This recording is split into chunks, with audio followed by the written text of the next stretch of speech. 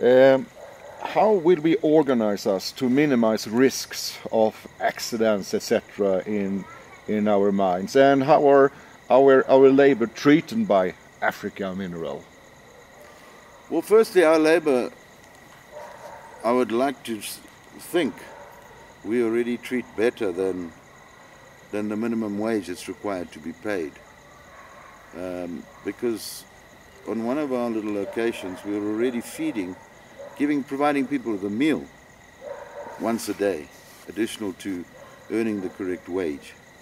But regarding loss control, accidents and injuries, all our mines must have a loss control procedure where nominated people representing groups of people on the mine are in charge of any first aid training and any dealing with any accidents.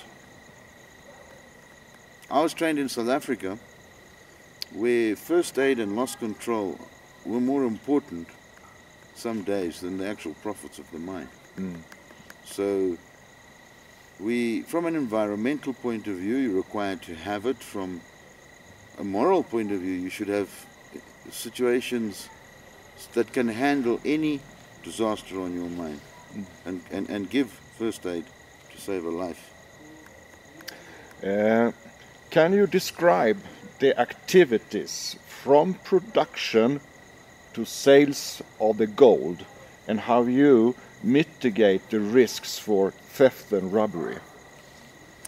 On our mines, we must have concentrator houses where your gravity separation is done and your bullion is recovered.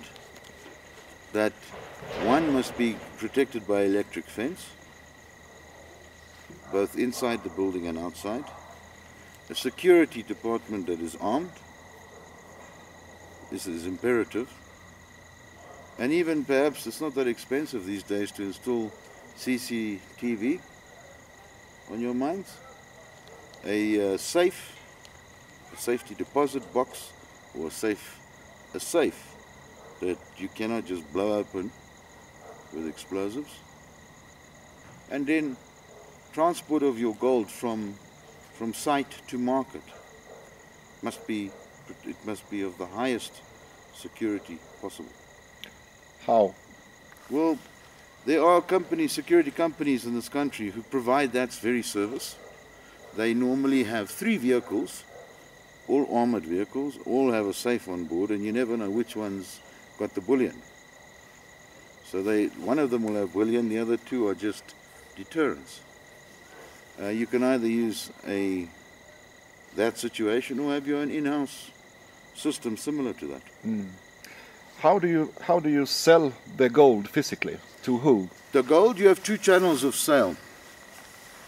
The one, you can sell it direct to the government printer, that's government refiners here in this country, or you can export your own gold by the government through if you're a member of the Chamber of Mines in this country.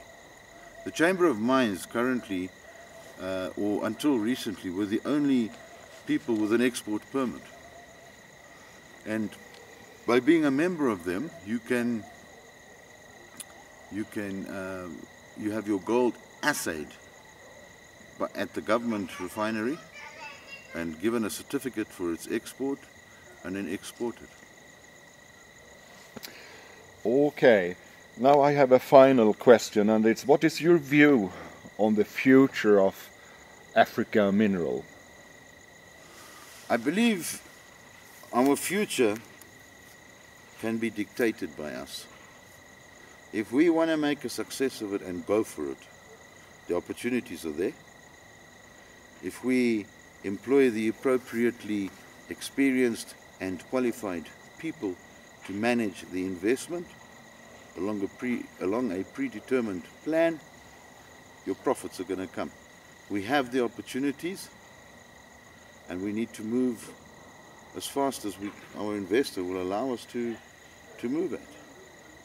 Yes. I firmly believe that we should be investing now. When the commodity price is on a run, an upward run. We should be investing now so that you're paying back that investment during that commodity price rise. If, as I've been asked before, and one will also think, what happens if commodity prices drop? I think you need to get your project established and your payback period short enough now, so that while the price is high, your money comes back quicker. Do you have any final words that you want to address to potential investors in Africa Minerals? I believe if you don't get in now, you might be too late. You've got to get your foot in the door now, or you're going to lose out. That is my firm belief. The investors that are currently screaming into this country, you know, I won't mention names, but we went for a particular target recently, a mine. We submitted our proposals and so on. Those owners did not tell us they also had another proposal. There's quite a rush on for the opportunities in Zimbabwe at the moment. And I think you've got to get in quickly and you've got to get in now, or you're going to lose. It's just going to be too jam-packed. I know there's a lot of opportunities, but there's also a lot of investors right now. The world markets that are slumping and indices that are dropping. People are looking for more tangible investments now. And we're a target for that.